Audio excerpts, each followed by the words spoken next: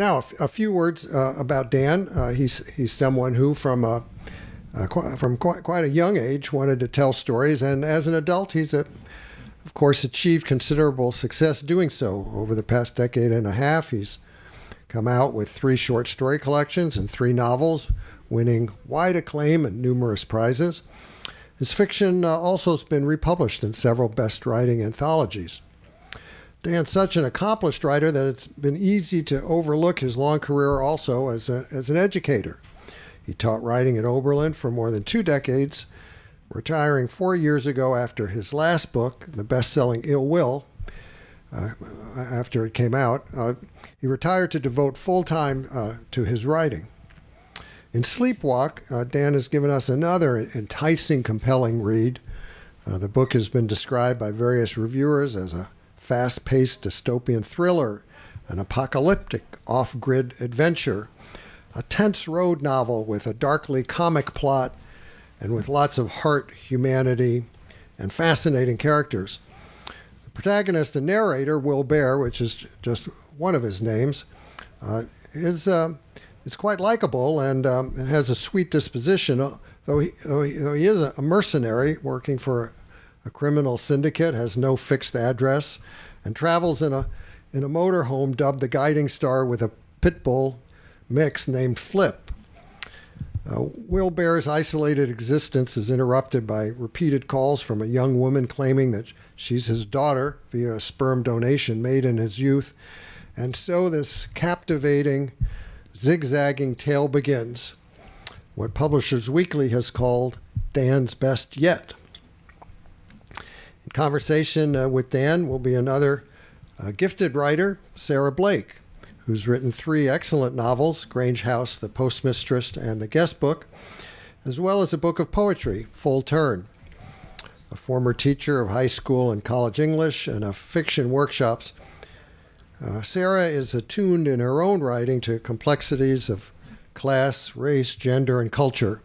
And we here in P&P are especially proud of Sarah as a local resident and store patron, and we feel very privileged to have her moderating this evening. So, ladies and gentlemen, please join me in welcoming Dan and Sarah.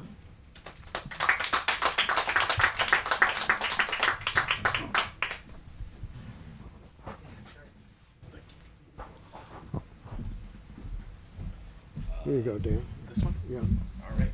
Thank you.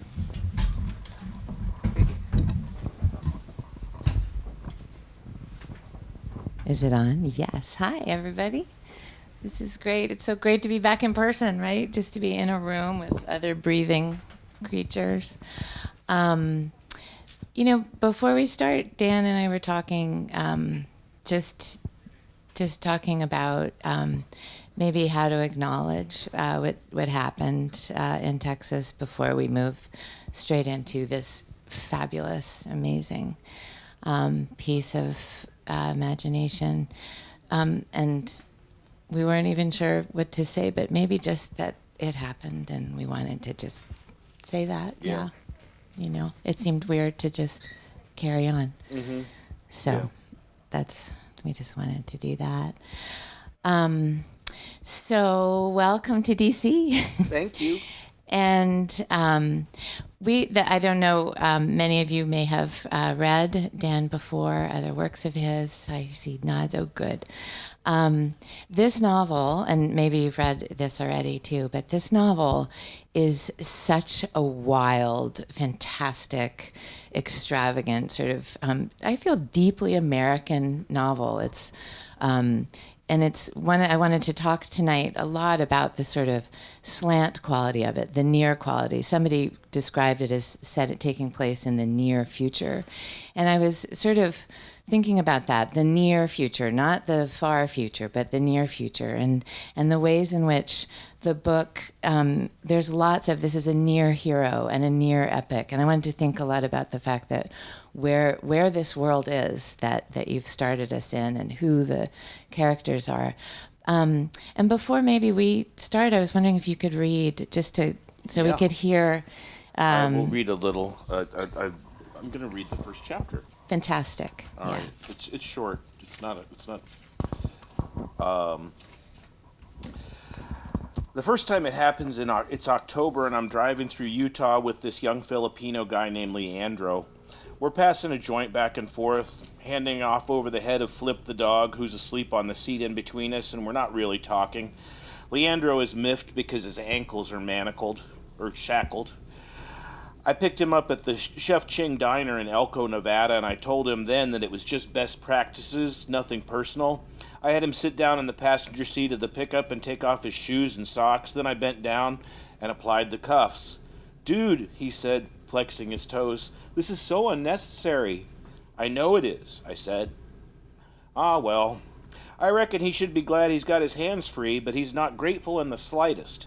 He holds the nubbin of joint between his thumb and forefinger with delicate aloofness, takes a long, slow draw, puckers and exhales a little trail of smoke, and stares out the window as if I'm not even there.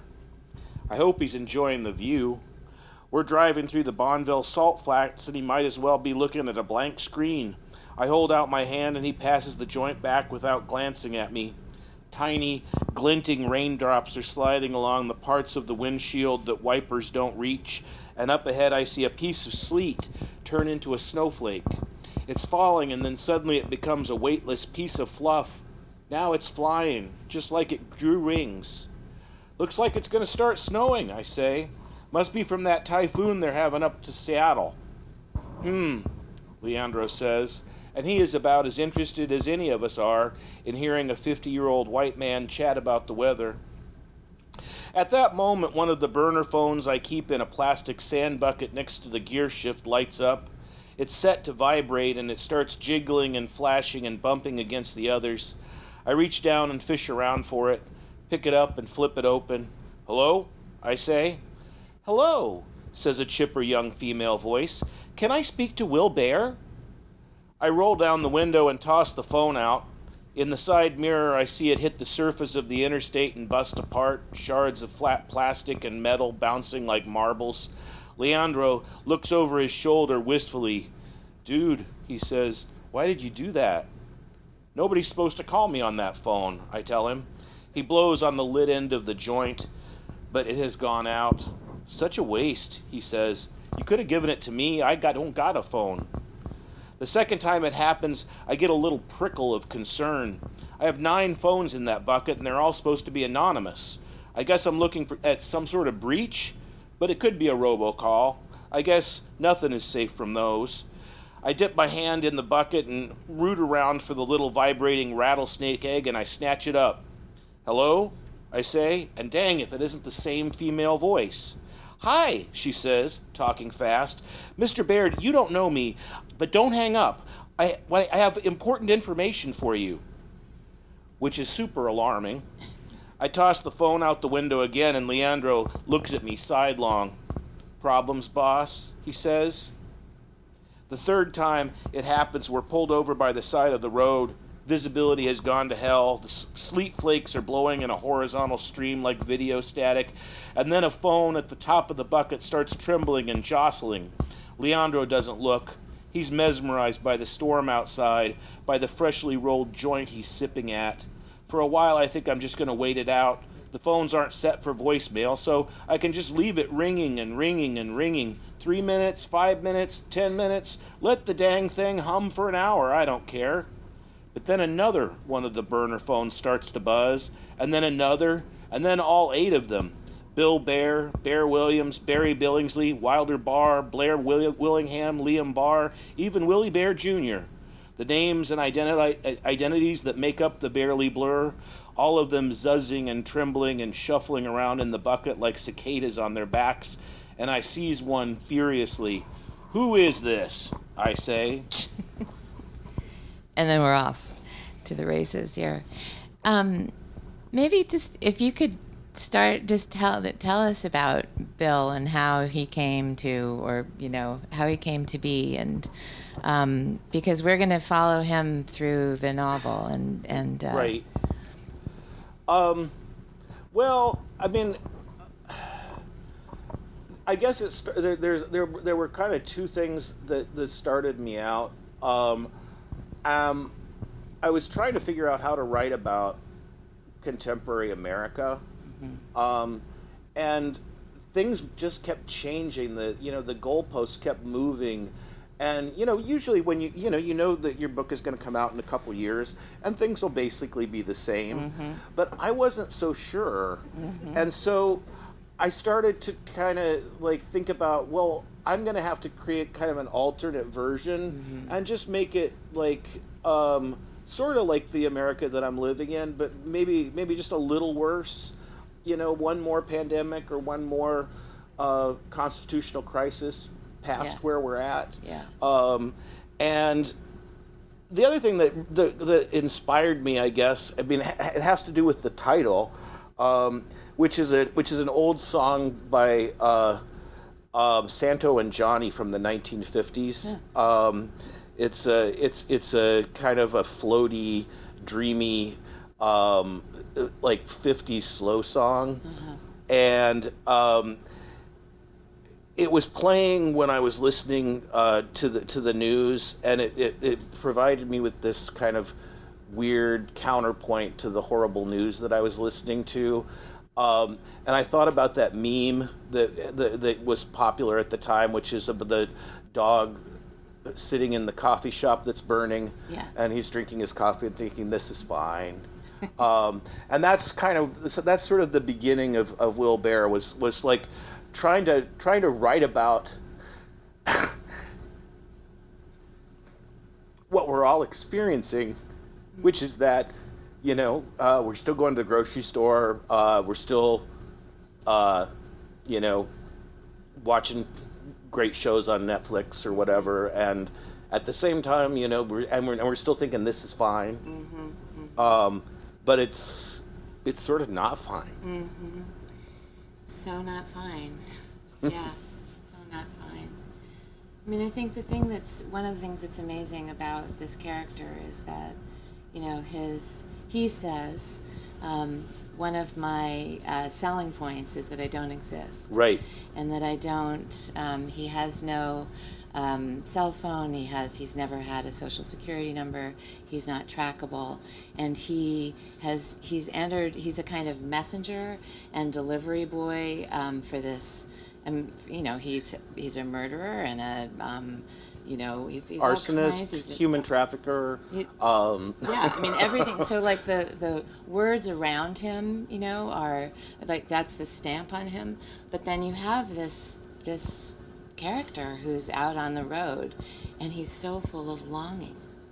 I mean, maybe that's something to as in terms of what propels him. At one point, he refers to himself as the blank Scrabble piece. And and those you don't see very often. And so, I mean, right. Just pulling, how is it that that's the character that will be the sort of avatar of contemporary America? Did inhabiting that kind of non-person in some way help you see more, or see able to sort of navigate even more deeply into this? Yeah, I mean, I think. I mean, we all like to think of ourselves as good people, and I think sometimes, you have to ask yourself, how culpable am I? We both work for giant, pretty evil corporations. When it comes down to it, I mean, I don't feel like I'm culpable. But, I mean... You mean in terms of being published by Holt? Yeah. So we're clear, yeah. And, I think we all have this sort of sense of, I mean, I'm participating in this culture, but I'm not the bad guy. And I just wanted to push that a little bit, because Will doesn't think of himself as the bad guy. He's just doing his job. And his job is pretty horrible. And I've been thinking about that a lot, as various terrible things happen. Like, who's culpable? Who do we blame? Not Will. Well, because Will consistently say, it's not my fault. Right. And he's when he's on the road. So, I mean, again, I'd love to sort of think a little bit about what it means to have that kind, a blank Scrabble piece on the road, which is such a quintessential American, Right. trope. I mean, this is Huck Finn, and again, in this near future, it's like it's pushed Yeah. to it's like the end times, but it's not all the way there. We're just a smidge closer to the end times. So it's this funny in between Right. badness Yeah. that it's in, and this I funny mean, in and between. I mean, I bad think the characters. thing about being on the road is that, for most of us, there's an end point. There's a home, or there's a place that we're traveling to, and Will has been in this sort of limbo for 30 years. Yeah. I mean, he's been traveling on the road without an end point and without a home to go to. And I feel like that's what makes him vulnerable to this young woman's overtures. Yeah, so tell us where we, so he picks up the phone and says, "Who is this?" Right. And then, And then he finds out that this young woman is claiming to be his biological daughter, Yeah. from a sperm donation that he sort of unwisely made when he was in his 20s. And he doesn't know whether to believe her or not, but it triggers, I guess, some little part of him that wishes for connection and that longs for some kind of kinship. yeah. And I feel like that. I mean, that's his tragic undoing as the novel progresses. Is that hope? But it's also, I think our first inkling that there's something still human left in him.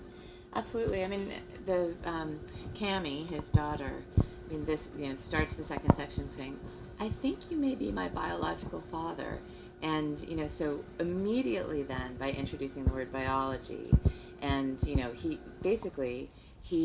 donated his sperm, and now his sperm is speaking. Has been given life and is speaking back, and so I think there's one of the notion of like. At one point he keeps trying to call her his daughter, but then he talks about her being the test tube girl too, and the novel keeps going back and forth Right. in terms of like what is the connection that we can have. Is it Right. just pure biology, or solely biology, or it starts to amplify into like our relationships, and what are the relationships in these near end times, Right. this funny America, and Right. Well, and I mean, the term sperm donation is kind of a misnomer because Yeah. it's not a donation. It's, Right. I mean, you do it for money. Right, that's right, and he did absolutely. Right. Yeah. Right. So there's this element of financial transaction that's also built into that Absolutely. relationship. Well, it's funny too because there's Billy. I thought of him. I mean, one of the things. So he has 8 names. That sort of shift through the novel, and I was asking Dan before we started, and I was like, so. What do you call it? Like, what do you want to call him? What's his name? And Dan was like, well, I think, by the end of it, I'm calling him Billy, because in my head he was Bear. So this notion of this character who again is a kind of cipher, but then like takes shape as he moves.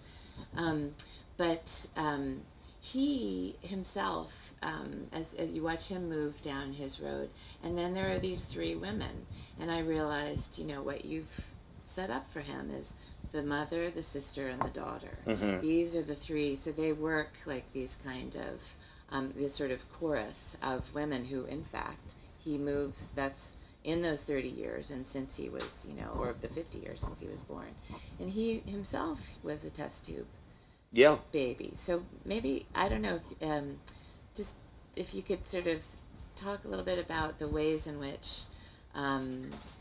The parent relationship in here, like how does he searches for kindred, but what does he have, and what Right. is it that the novel's suggesting?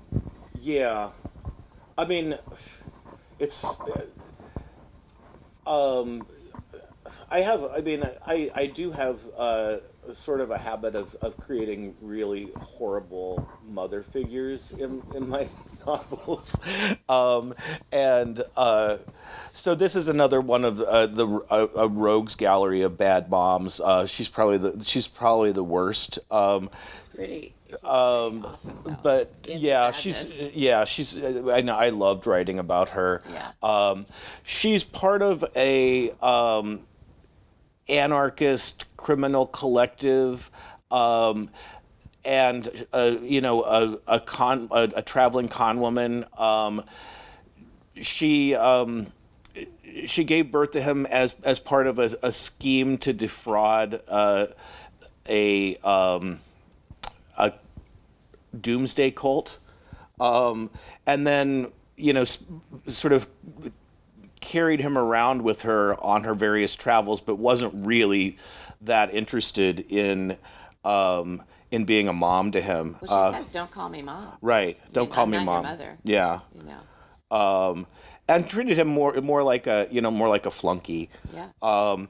And then he also has a coworker who was the daughter of a friend of his mom's who he grew up with, who also works for the same criminal organization that he does, and she's a kind of sister figure to him. I didn't even think that all these people that surround him are women, but. Isn't that funny? Those they're like archetype, their roles. Are Right. So, Right. Yeah. Job. Oh wow. But talk about Esperanza, the sister. Okay, and so also that name. Esperanza, yeah. Esperanza, yeah. Well, she and Will encounter each other when her mom and his mom are doing jobs together, and they often get left behind at like motels for a couple weeks or so while the moms are out doing damage of some kind. And Esperanza is a couple years older than him and is coaching him on various kinds of criminal activities and how to do them, and she's trying to teach him about all the things he needs to know as he comes into his own as a criminal. There's a scene where they are breaking in. They go out at night to break into cars and steal stuff, and he's particularly good at picking locks, and she's good at identifying valuables. Mm-hmm. And so they have this relationship, but she's a little more ruthless than he is, maybe a little more committed to the company that they work for. So when she finds out about this so-called daughter that he has, her first thought is that she says, make friends with her, find her location, and kill her. Mm-hmm. Get her to trust you. Right. Find her location and go kill her. Yeah. So that's the tension that he's working with, because he thinks he can trust Esperanza, but he's not entirely sure. Well, and I think again, thinking about this character who again is on the road with his pit bull in a camper called the Guiding Star, and he wants so much to believe that the voice on the other end is his daughter, and then so there's so much as he's driving. There's also just so much longing and imagination. So he's spinning this kind of fantasy, right? And he's driving towards a fantasy that he could that he's sort of making up, and that he knows is impossible. And he has and meanwhile the mother, it keeps coming after him in his memory. And I wanted to think there's so much that's wonderful about the way in which Dan is using memory in here, and basically saying, you have to unremember. I had to unremember so much in order to cure myself. And so he's on the road towards this daughter, quote unquote, who may just also be a bot, which is what Esperanza says. How do you know she's real? Wouldn't this be a bot? And you should know that in this world, in the near future, there are drones that are out and about. Some of them are like 30 feet high, and they're monitoring the roads. But then there are drones that are in the form of like Pokemon characters. So it's a very weird, like, kind of cute and threatening at the same time. It's that kind of world. The underworld is, both there and also then kind of muted at the same time. But so as he's moving, the novel is very much, he's running both towards perhaps a future and a daughter and an idea of a relationship, some kind of possible kindred, at the same time as the memory of his mother is following him. And the two link because his mother's laugh he can hear in the daughter's voice, which is what convinces him more and more. That's what creates this, the truth of this fantasy. But I was thinking so much about this notion of the longing to forget in order to cure yourself, and the fact that this is a road novel, right? Which is, you're both running towards and running away always when you're on the road, right? But it's also a place where you're anonymous and where you can leave the past behind, or that's the American belief is, if you want to leave the past behind, put your stuff in the back of your car and go. Yeah. Yeah. But I think that unremembering and that kind of self-delusion of, things aren't so bad, things, this will work out fine, is an activity that, that I think a lot of us are sort of forced into on a very regular basis. I absolutely think so too, and I think that in some ways, the more and more it feels like this is the sort of quintessential American, stasis, life, liberty, and the pursuit of amnesia, and right. that if you set it in a sort of, mildly dystopian road novel, right. You have like it's not Mad Max yet, but it is, and it's not like The Walking Dead. It's not Cormac McCarthy's The Road, but it's this kind of sleepwalking towards, what, and but always away from the past, or away from what the past might do. Yeah, life, liberty, and the pursuit of dissociation. Absolutely, yeah. Yeah. It seems to me that's. I'm wondering too, like if that became, if that was always the America you thought you were going to be capturing, or if in the process of writing this, I think in the process of writing this, I mean, there were a lot of things that were playing into it. One had to do with the ways in which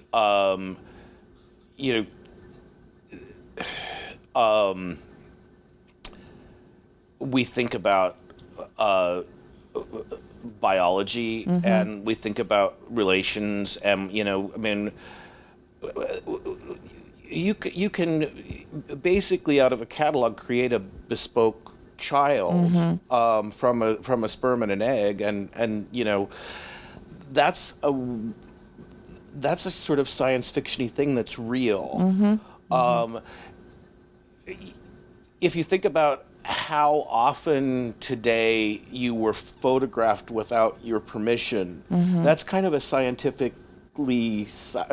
fiction-y thing that's real, right? I mean, there are CCTV cameras in this store, I'm pretty sure. So I mean, and there's probably some out there, and so there's this sense that all of this stuff feels dystopian, but it's not. It's already here. Yeah. And I just wanted. I mean, once I started noticing that aspect, I just wanted to sort of up it a notch so that you felt it. Because that's what happened, I think, to me, is that I just began to feel it. It wasn't that I made it up. It's just suddenly I was aware of it more.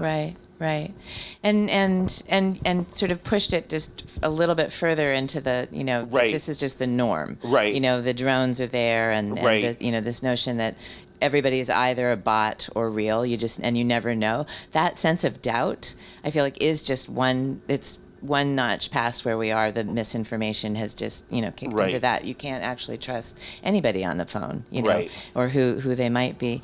But I think the thing that then is so moving in the end about this novel is that this, again, sort of near anti-hero, this Odysseus, he is searching for home. I mean, he's longing for little America. Right. He's longing for a place of refuge, longing for kindred.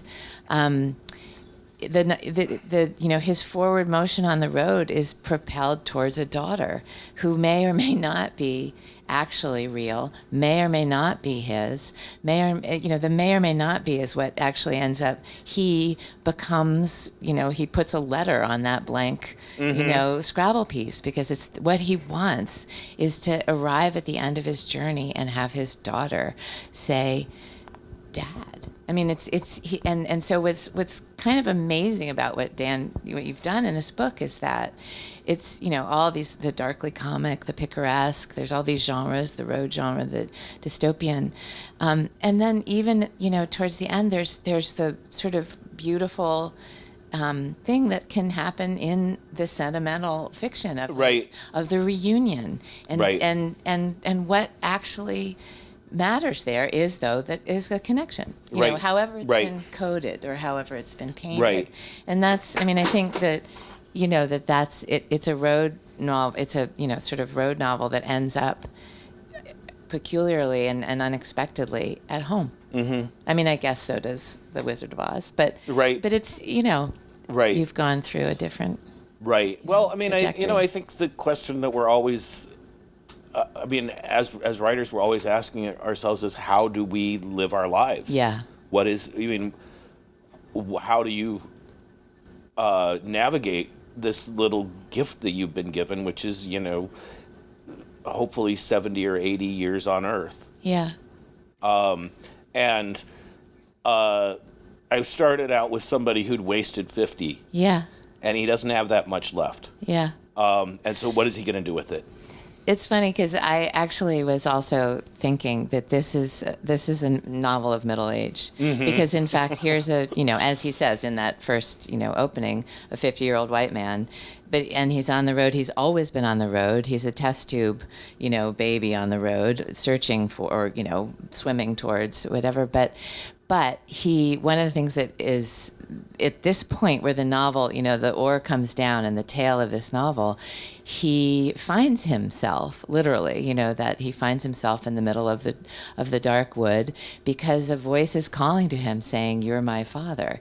And, suddenly there's all this wonderful ways where he sees pattern that Right. he's like, wait, so was my life actually planned? Like, was this person actually supposed to come to me? I mean, Right. you really do feel like there's the discovery of someone in his 50s who's just like, holy cow. Yeah.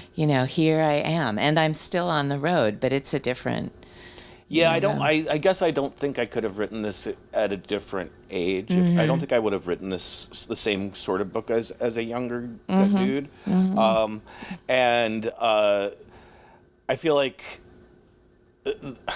I don't know. There was something about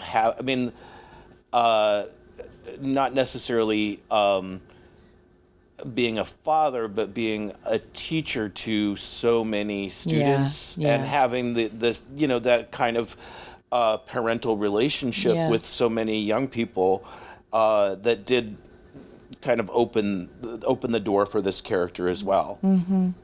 Yeah. That might be a nice place to ask if anybody has any questions, or things that you'd like to. I guess you should go to the microphone there if you do, but probably we can all hear you. Yeah, I think it's fine if you just want to raise your hand or whatever, or not. Yeah. See, now anyone who does this has to be afraid that they're going to be the only one, which is always super weird. I know.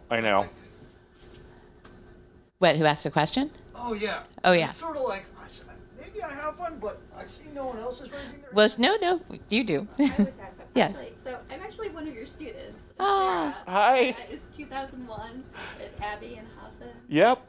You look the same. Oh, well, thank you. So I was wondering, you both talked about complicity and amnesia as major themes, and it seems like there's sort of possibly a connection between the two of maybe not taking responsibility being related to that amnesia, or searching for the misremembering as a way to deny culpability. That also seems kind of prevalent.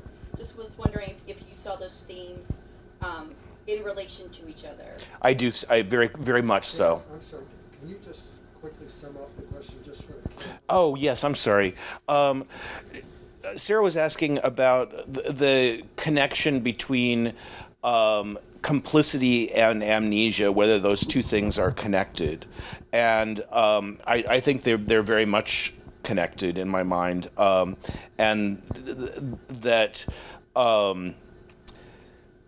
denial is such a particularly American way of dealing with things, and the belief in our innocence is so deeply ingrained in the way that we're taught about ourselves.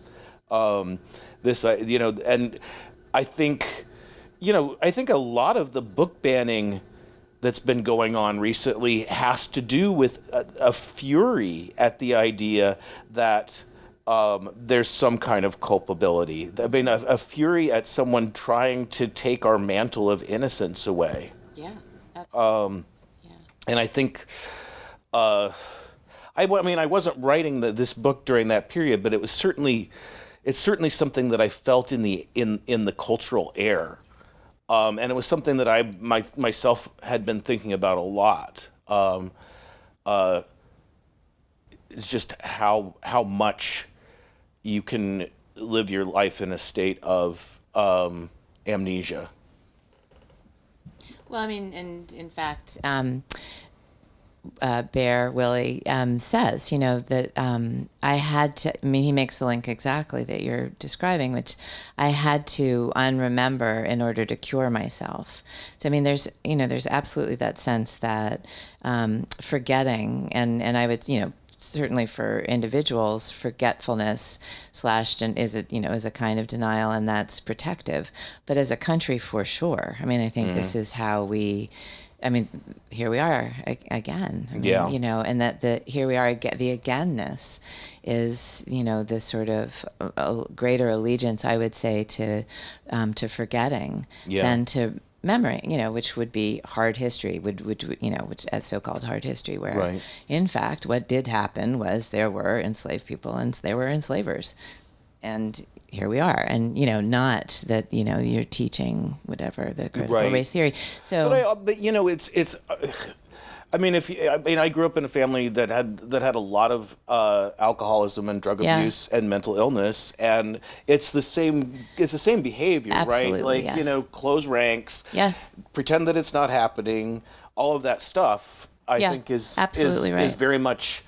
All of that family dysfunction is also part of the national dysfunction. Absolutely. I mean, I think that, the family history and the sort of half tales that are told and not told, and the secrecy and, the ways in which you pass on what you know is absolutely, amplified in a larger It's always culture. been a fascination for me because I'm an adoptee. Mm-hmm. So I grew up in a where my mother would say things like, "Oh, you look so much like your dad," and I'd be like, "Okay, I guess I do."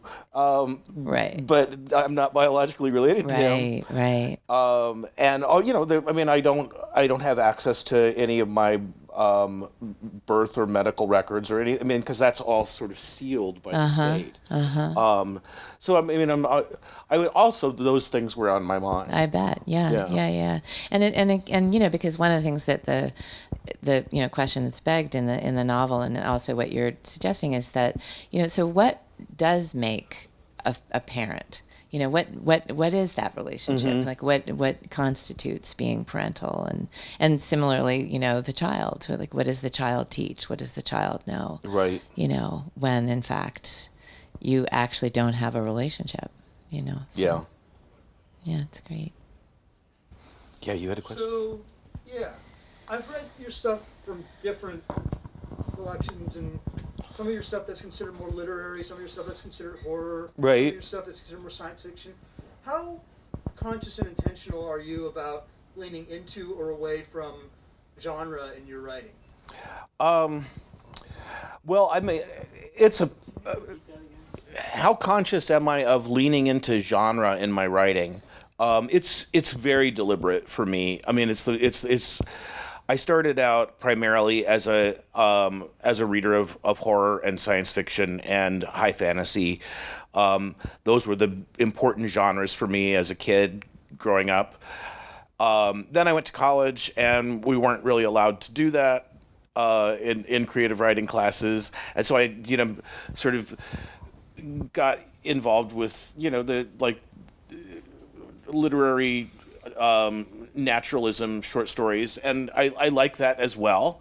But when I went to novels, I really wanted to go back to the things that made me happy as a kid. And also, the thing that I love about genre is that it provides you with this container. It provides you with a shape that even if you don't know what the actual ending of the story is going to be, even if you don't know where things are going in this particular plot, you know what the expectations of the genre are. And my hope is that before I die, I can sort of dabble in each genre. My next book, I want to be sort of a Western, somewhat of a Western and somewhat of a steampunk sort of thing, that's set in like the early 1900s. We'll have to talk about that at some point. And I do want to write a high fantasy book, and I do want to write a straight up romance. Those are the three things I still want to hit. It's not great for your career to do it that way, but I just love messing with the genres themselves. Yeah. So it's very deliberate for me. Any other questions? All right. I think we're good. Thank you so much for doing this. Really a pleasure to meet you and to get to hang out with you. Likewise, totally. And this is really great. You guys just go get it. We just found out shortly before this that I went to college with her husband. With my husband, and they were both taught by this unbelievably fierce, fantastic writer named Mary Kinsey, who spawned, I think, many writers. Yep. Out of that. So, yeah. Cool. Kindred. Well, thank you very much, Dan. Thanks. And Sarah, so copies of Dan's book are available at the checkout desk. He'll be up here signing.